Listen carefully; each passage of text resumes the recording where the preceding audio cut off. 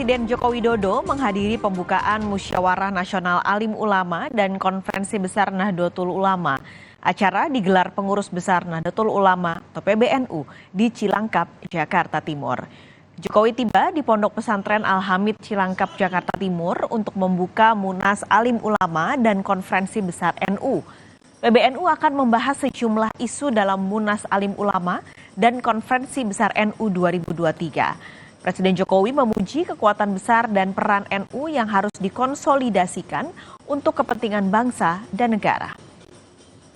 Kekuatan NU ini sangat luar biasa. Jumlah anggotanya sangat banyak, sangat besar.